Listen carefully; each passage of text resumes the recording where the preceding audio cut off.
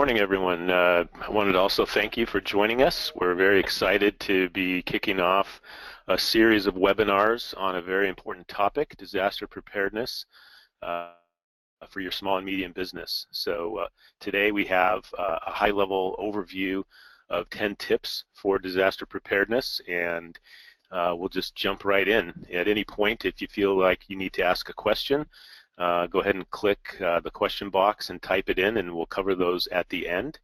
And this webinar will be recorded and posted to our website. So for the series that we're going to be doing with disaster recovery, as I mentioned, this is the first webinar in a 6-part series. So today we're talking about disaster preparedness tips for your business. We'll be following up over the next few months with other topics like the 5 myths of reliable tape backup if you're still using tapes. They have been a tried and true technology, but there's a lot of new technology you may want to look at that has advantages over the traditional tape process. SMBs, small and medium businesses, need more than just backup. Disaster preparedness is more than just having a good backup of your systems. As you'll see today, there are many other areas that you need to think about. We'll talk about on another webinar disaster recovery maturity frameworks. We'll actually give you 5 different levels of disaster recovery, and you can find out where your particular company is and what you need to do to move through into the higher levels to be truly prepared for a disaster. We'll talk about business continuity. So what are some of the steps you need to do to put a business continuity plan in place to ensure that your business will continue to run and serve your customers in the event of a disaster? And then finally, we'll conclude the series with best practices of disaster recovery planning and testing. Okay, so let's jump in at the agenda for today. An introduction. We'll talk about the 10 disaster preparedness tips for business and go into each one. I've got a slide with some very helpful resources to follow up with and look into how you can actually get started down this path. And then if anybody has questions, we'll go ahead and take those questions at the end. So my name, again, is George Pasadakis. I'm the Director of Sales and Marketing at Apex Technology Management. We're about a 30-person company headquartered in Redding, but we have clients throughout California. And we've got a full team of people ready to help out in case you need any IT services, any IT projects. If you need actual help with a disaster recovery plan, we can definitely do that. Some quick facts about Apex. This year is our 25th anniversary, so we've been running in this space since 1991. We've got about 275 years of combined experience across the team. We provide both remote and on-site IT support with 24/7 response. As I mentioned, we have clients throughout California and other regions. Many of our clients have offices in other states and other parts of California as well. Our team has over 85 IT industry certifications, and we're getting more and more as new technology comes out. And we were listed in Computer Reseller News as a Pioneer 250 in their list of top IT providers in the nation. You can see some of the certifications that the team has, Microsoft, Cisco, Citrix, CompTIA, VMware, Nuance, so lots of different areas, lots of different skill sets here that we can bring to the table. And then finally, we have a fully staffed network operations center here in our Redding office. So we have 5 people that are on the help desk full-time. They're here taking live calls. Our average response time is under 20 seconds to answer the call and get a ticket created for you. And all of the monitoring and alerting we do is also responded to by this team. They have a full team of field technicians of 3 different levels that they can escalate to. So one of the things our customers love most about us is our responsive help desk that's here to take the calls directly from your staff. Okay, so hitting the topic for today, you definitely need to be prepared for disasters. There are 3 critical components to be protected. The first and most important, of course, are your people, your employees and your customers. If you have a building full of employees and a disaster strikes, are you prepared to handle that and keep your staff safe? What if you have customers in the building? Let's say you're a medical practice or a small hospital and you have patients in your building or your legal office and you have clients that you're meeting with. You also need to take them into account to make sure that you thought this through in your disaster planning and you can ensure their safety to the best of your ability. You also have the second component, which is your information system, something that we deal with here frequently. What do you need to protect? What do you need to have running in the event of disaster to continue to operate the business? We'll talk more about that.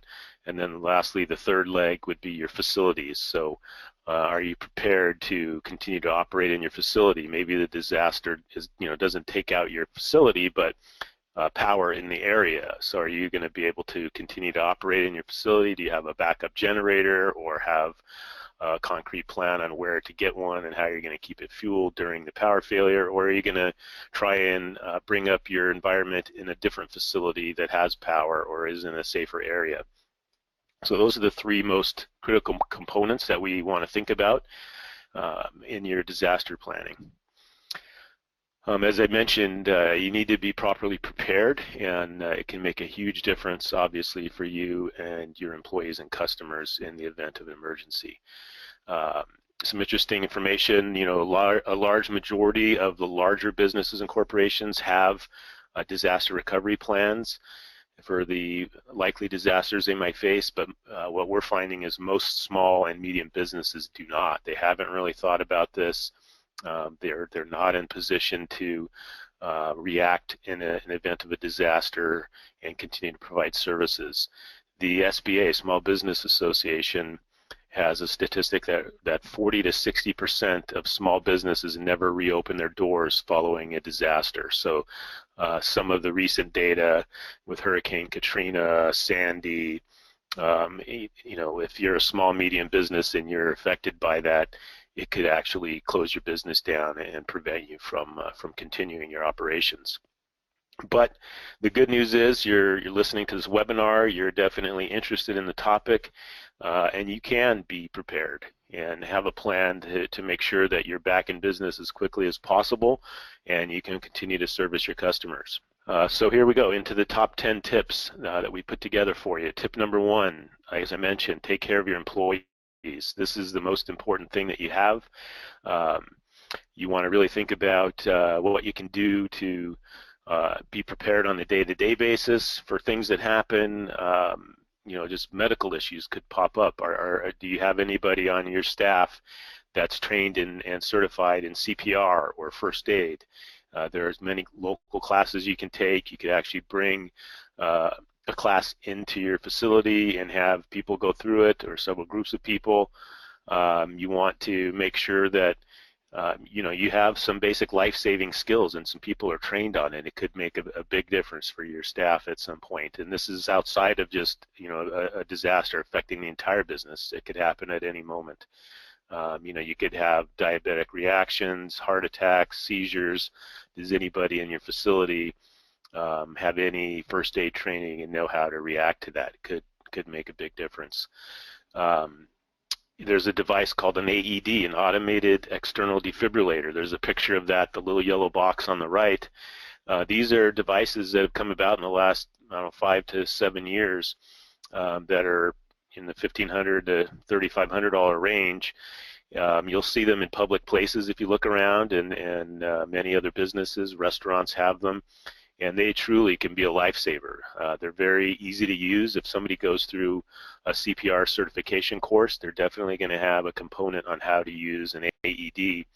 And basically, you stick those pads onto the person that's having the issue, and the computer in the AED monitors their vital signs and tells you what to do. It actually speaks to you and says, do 5 chest compressions. Or stand clear, and it will actually shock the person's heart as it detects it needs it. And this is a critical component to have in place while you're waiting for the first responders to come and take over the operation from you. So very important. Do you have An emergency supply kit. You have flashlights. I know everybody's got flashlight apps on their cell phones these days, but you're going to need something more in the event of a disaster. Do you have emergency lighting in your building and pathways to get out? Do you have a good first aid kit that you keep updated? If you buy one and it sits there for 10 years, a lot of the stuff in it's going to be expired and not work very well if you need it. So you want to keep that updated and have a sufficient kit with enough supplies for the actual number of staff that you're going to have. And the nice thing about the internet is there's tons of these kits out there, very easy to get, and lots of good options there for you. Part of taking care of your employees is evacuation. Do you have an evacuation plan that everybody knows about that's posted? How are you going to get your employees and any customers in your facility to a safe location?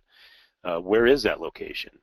You need to start thinking about that ahead of time before the disaster and have a plan for it so everybody knows what to do. It should be preferably within a short walking distance that's safe, dry, heated if it's wintertime, and is going to be open when you get there. So these are things to think about before something happens. And then once you have that identified, you should practice. Have the entire office meet there during a fire drill. Department heads need to do head counts to be sure no one was left behind. These are key things while the disaster is happening to have in place and make sure everybody knows what to do and ensure their safety. Contact list. Part of taking care of your employees is to be able to communicate. You may not have all of them in the office. You could have field technicians that are out and about. How are you going to make sure that they're accounted for and safe? So you need to have a contact list that's available via hard copy that you take with you in an emergency kit if you're going to be evacuating the building, and then also in the cloud. Are you going to be able to pull it up maybe on a phone? Or perhaps your phone lines are down, but one of the wireless carriers that you have with your cell phone service will be up, and you can pull up that list on a phone and start making some calls. You should have all contact information for each of your employees that you have on staff. Each important contractor. Do you have an electrical contractor that you might need to call if something happens to the building? Do you have a contractor that can come and board up windows if that's something that you need, a security contractor to guard the building in the event of a disaster? We've all seen the pictures of looting and things happening that could affect what's going on, and you want to have those identified ahead of time, not have to try and find them with limited resources during a disaster. So contact info for significant others. How are you going to communicate with your employees' families to let them know what's going on and try and help them if needed? And then very importantly, find ways to do group communication in several formats. Maybe you have a pre-designated number for something like freeconferencecalls.com, and you can all jump on that and have a group communication and put out good information. How are your clients going to get a hold of you in the event of a disaster? So good things to think about in taking care of your employees and your customers. Okay, tip number 2, identify and prioritize your most critical assets. So in the event of a disaster, perhaps you don't need everything to run that you have on a day-to-day basis, but you are going to have one set of things that's the most critical to servicing your customers. What is that core application that has customer data, your patients or your customers' database, the information you might need to continue services in the event of a disaster? We've had one client that was affected by a fire 2 years ago, completely burnt their building down. The fire started across the street. They had hardly any time to get out. They got 1 or 2 laptops, and that was it. You need to prioritize, what you need to bring back up after the disaster to continue to service them. This client that was affected by the fire actually provides community services to people that are in need, and hundreds of other homes in the community were burnt down from the same fire. So how are they going to help those people get back on their feet if they don't have their critical systems identified and in place? So go through, look at what systems, applications, utilities that you have that are mission critical, and what communication systems are you going to leverage How long can your business wait while you're recovering from a disaster? There are different technologies and different levels of preparedness that we'll talk about in future webinars that will let you recover much more quickly than others. But it all depends on the nature of your business and how long can you wait while you recover from a disaster. If it's not critical, maybe you wait till everything's over, you have more time to um, acquire new equipment, restore your backups. Other businesses, if they're down for a matter of hours, it becomes a critical issue, and they could be not only enabled to provide services to important clients, but also their staff is, are you going to send them home? Are they going to not be able to work for a few days? What's the impact and the cost of that? You want to make sure, once you identify your critical systems, that you're documenting key configurations and specifications and you're storing them in a secure location separate from your building. If a disaster happens and you have to rebuild a key part of a system, do you have that configuration? How was it set up before? What are the passwords? How are you going to get in to do the work? What if a key person that has all of that in their head that works with it every day isn't available to you? How are you gonna restore that service? So you need to think about what's critical, prioritize it, and then get the details of those systems in place and have the ability to access them in the event of a disaster. Okay, tip number 3, what is your business most at risk for? So there's lots of different types of disasters that you need to think about. A full major disaster, your entire building is burnt down, like I mentioned in one real-world scenario that we dealt with, or a hurricane or a flood where you can't even get to your building. That's, of course, a major disaster on a major scale, but another disaster could be a key IT failure. Your key server that runs the most important system you have in your business, what if it fails? How long is it going to take to get back up and running? How far back of data are you going to be able to restore? What if you just lose power to the greater area that you're in? That would cause downtime. Are you prepared? Do you have backup generators on any critical systems? How are you going to fuel those generators?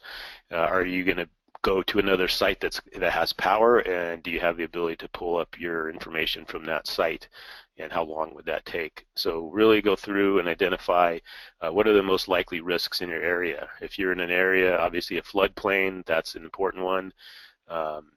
In our particular area, fires every summer are a big risk to businesses. So that's something you need to plan for. What are the probability and impact of each of those disasters, and try and understand what an hour or a day of IT downtime can cost your business.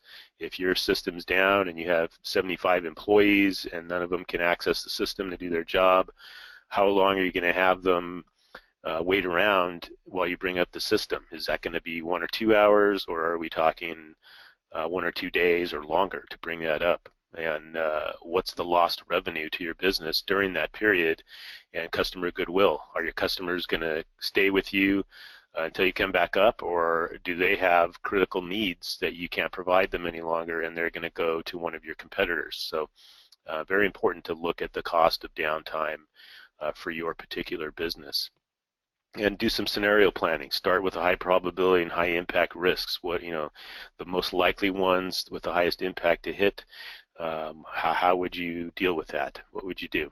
Okay, tip number 4, evaluate the IT solutions you have in place. So hopefully most of you or all of you have a good backup system in place. Have you tested it? How does it work? Have you tested or restore? You should be doing that on a regular basis to have confidence that when you need it, it actually will work. We've run into situations where a business calls us and they have a server down, or they've deleted a critical folder with some client files on a big project they're working on right now, and they want us to recover it, and they've been changing tapes and rotating them off site, and we go and try and access those tapes, and there isn't any good data on them, or the tapes have been used past their useful life, and we're not able to recover from it. And at that point, it becomes a major issue for that business. Just today in the news, there was a hospital in Hollywood, California, that was hit by a ransomware virus. And if you haven't heard about these viruses, they're really out there now and affecting a lot of businesses, and they encrypt all of your data files on your network, on the machine that the infection came in on, and then it propagates through the network, and you're not able to access those files unless you pay the ransom. I think in this case it was 3.6 million that they were asking, and then hopefully you get the key to unlock your files, but that's not always going to happen, and you need good backups. So what systems do you have in place? What's the reliability and fault tolerance level of your environment, your hardware? Do you have servers that are running your critical applications that have fault tolerance? You know, multiple power supplies, multiple hard drives with redundancy. If one of those common components fails, are you able to continue to run, or are you down? And if you're down, how are you gonna come back? What's it going to take to get up and running? How long would that be? Think key business partners. Do you have relationships with other businesses that are vital to you running your operation? If you're a healthcare provider and you're part of a health information exchange, or you have a clearinghouse that does all of your billing and collections, um, how are you going to operate if your systems are up but theirs are not? So you want to talk to each of your partners, find out, do they have a business continuity plan in place? Do they have disaster recovery plans that they've identified and they test on a regular basis? So think about who you rely on, and are they also ready? It's a very important step. Tip number 5, evaluate your solution provider. So if you have your own IT department, or you're using an IT company, evaluate them. Do they offer a single solution that's simple, that protects your business information and is designed to eliminate IT downtime? Or do you have, like many businesses, a hodgepodge of systems? Different systems are backed up different ways at different frequencies. Are you excluding data to save on backup space that you might need in the event of a disaster? Are they file level backups that could take a while to recover? For example, if you lose a server and you need to replace it to bring your business back up online, it could take a matter of days to get replacement hardware, and then a couple of days to restore your file level backups and rebuild everything, reinstall the applications. Or do you have image level backups that can be restored to new hardware very quickly, or preferably a cloud-based solution as well, that you could actually bring up that failed server in the cloud within a matter of hours, and you're running on it from anywhere you have an internet connection. So think about what you have. If you have a third-party solution provider, ask them, what's their disaster recovery plan? Do they have that? Have they tested it? How do you reach them during a disaster? Are they built on a reliable infrastructure? You're depending on them to provide you service when you need it. They need to have their end covered as well. Tip number 6, write a recovery plan. So once you've identified the critical systems, this is a big step. This involves disaster recovery steps to bring back critical services, and the business continuity plan covers all of the different areas that you'll need to continue to run the business after a disaster hits, or even during an extended disaster. And this is a big effort, but it's very important that we're going to have future webinars that dive into this topic in detail. Some of the resources I'll show you at the end of this webinar will have links to information on this area as well. But this plan really needs to clearly define and document all the steps you need to operate your business in the event of a disaster. You need to post some of the information around your office for employees to see, so that they know where to go, how to communicate.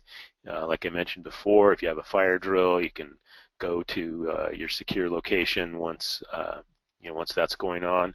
But they should know it ahead of time, or be able to get to it quickly while something's going on, not start to think about it at that point. That's too late in the game. You want to document these steps. They need to be available in the event of a disaster, so preferably, like I mentioned, the contact list, both hard copy and a crash kit that you take with you when you leave, but secured, and then also accessed from a secure cloud service as well. Document your key contact info for not only your staff, but your vendors and contractors. How are you going to reach one of your key vendors or partners if they're also affected by a disaster? Do you have a backup cell phone number to your contacts? There's different things you can think about and prepare for ahead of time. And while you're operating in a temporary fashion during a disaster, or while you're recovering from the disaster, you need to think about what you need to do to ensure employee safety. So, for example, if you have generators brought in to power your data center, your servers, how are you going to safely keep them fueled? How are you going to store the fuel so that you can refill the fuel tank on the generator when it's getting low, so you don't constantly go up and down? There's different things you want to think about from a safety perspective, and let people know that ahead of time. Tip number 7, very important. Once you have a good plan in place, test it regularly. How do you know it works unless you test it? You need to review your plan on a regular basis with department heads. Make sure that they know what is going to take place, what critical systems will be available to be brought online, and make sure they review it with their teams. This is something the entire company needs to be part of, and understand what to do when that time comes. Conduct live tests. We recommend at least twice a year that you do that. You don't really know if your plan will work unless you test it, just like anything else. While you're doing that, you need to document the details of your test. So tip number 8, when you're doing your test, what went well, what did not, what systems worked, how long did it take you to bring them up, what didn't work so well, what do you need to improve upon? So that in the event you really are needing to rely on those, that you've got the plan covered and you're confident that it's going to actually work for your business. Anything you find, build remediation plans to address the deficiencies. You want to take care of that stuff and make sure that it's there when you need it. If a lot of things come up, prioritize. Get the most important ones done first. If you need to budget for this, you want to identify the high priority ones to get in the budget, and then take on the other ones over time. And then once you've fixed it and you've remediated any of the issues that you found, guess what? You should retest to make sure they're really fixed. Sometimes you can make a fix in isolation and it looks like it works, but as part of the overall plan and the overall infrastructure that you need in place, it still may not work right. It may not communicate with your server running in the cloud, perhaps. So retest, make sure things really get fixed, and get that confidence that you need, that you'll be prepared. Okay, tip number 9, regularly update the plan. Any plan that you put in place, like anything else, is good the day you do it, but over time, as your business changes, hopefully your small or medium business is growing, and your needs will change as you grow. You need to be thinking about that. How does that affect you? Maybe you need more infrastructure available in the event of a disaster. Now that you've grown, password, security systems, and license documents, these change. If you upgrade to a new version of one of your line of business applications or another key utility or software system, don't just change the password or set a new password when you install it. You need to update the documentation you have. If it's a critical system you're going to rely on in the event of a disaster, you need to make sure your documentation is updated. It's hard to do and keep current, but it's very important and vital to your ability to react to a disaster. Train and cross-train employees. So, if you have one employee that's the key to bringing up a certain capability or system, what if they're not available after the disaster? What if they can't make it into the office? You should have some cross-training on that, and have in your crash kit who's been trained into what areas so that they can start working on it immediately. Are all the people that have been assigned to disaster recovery tasks, are they still with the company? We've seen this where key people are no longer there, and part of your efforts to recover and come back online would be affected by that. So you constantly want to look at that. If people are leaving the company that have a key role in your disaster recovery plan, you want to make sure you have somebody else identified and you can work with them. Put it in your exit process on staff changes so that the HR person can ask the right people, hey, this person is no longer to be with the company on this date. Do they have any other responsibilities that we need to transition to somebody else? So think about that and keep your plan updated. Okay, the final tip for today, tip number 10, is stay informed and communicate with others. As things are happening, if you're in an area like us in Redding here and there are fires, I mean, I've seen it where in the middle of the day you're trying to drive, you have to turn your headlights on because the smoke is so bad in the city here. So if you know, what are the fires doing? What is the effect? Are they going to hit a key power transmission area and perhaps take power down to our facility? We need to be prepared for that. If you're somewhere where there are you know, bad weather patterns, hurricanes, tropical storms, snow, lots of flooding, you know, that type of thing, you need to stay on top of it so that you're ready and you understand what's going to potentially face you coming up. Same thing for all the other business partners in your network. You know, if they have a plan and they change something on their end, how's it going to affect your ability to operate your business? And then, very importantly, decide how you're going to communicate with your partners and customers. How do your customers reach you during a disaster if your main phone system is down? Is there a backup? You should have key contacts at your client organizations that know how to reach you in the event of a disaster. And then how are you going to listen to local authorities for updates? You know, lots of information comes out in a disaster. You want to make sure you're on top of that. Do you have a radio that's going to pick up local broadcasts? How are you going to power that radio? You know, there's lots of nice hand cranked radios that you don't need to keep batteries. You can crank it up and it runs for 15 or 20 minutes and you can get updates on what's going on and what else may be coming. And we talked about this. How do you reach your key contractors, electrical, internet service providers, security, fuel suppliers, anything that's vital to running your business? Make sure you have an ability to communicate with them. Okay, so those were the top 10 tips that we have. Hopefully that was helpful. I've included some additional resources here. A really good link from the US SBA, Small Business Association. They actually have an emergency preparedness and disaster planning site. They've partnered with a third-party company and created preparemybusiness.org, and they actually have checklists on that site that you can download and start to look at and help you put your plans in place and put them together. Of course, the American Red Cross is always a great source for this type of information. What you can do to prepare for an emergency. If you're looking for local first aid classes or instructors that are Red Cross certified to come in and teach your organization or your team's CPR, for example, great resource there. And then, of course, FEMA, the Federal Emergency Management Agency, is part of Homeland Security now. They've got a full site at this link with a disaster recovery plan and other examples of what you can use to help get your organization going with it. So some good resources there. You know, where do you start? This is a common question when we talk to businesses that contact us. This seems very daunting. You know, what's the next step that you can take to make a difference here? So one of the things that we do is called a technical assessment. So we can come in and conduct a technical assessment. It's a valuable first step.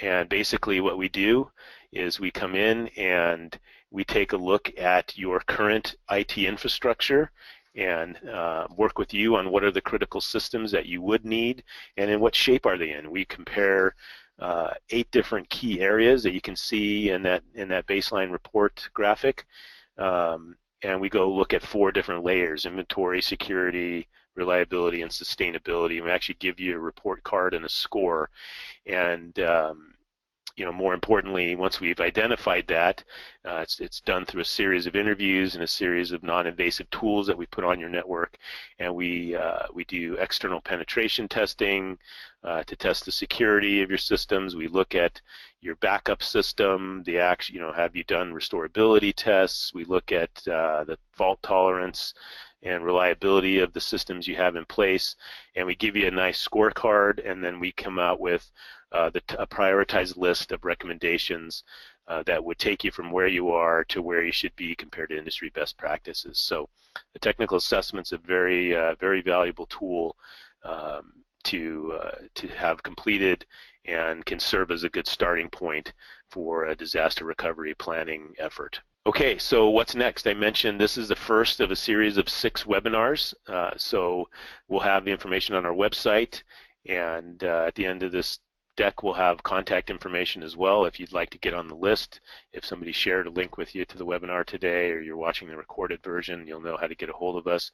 We'll have on our website at apex.com downloadable white papers as we go through these future webinars. So we've got 5 more coming up, and as I mentioned, they'll go into much more detail into particular areas. Today was a high level, 50,000 foot pass just to get you thinking about what you might need to do, and are you prepared in the event that a disaster occurs to your business.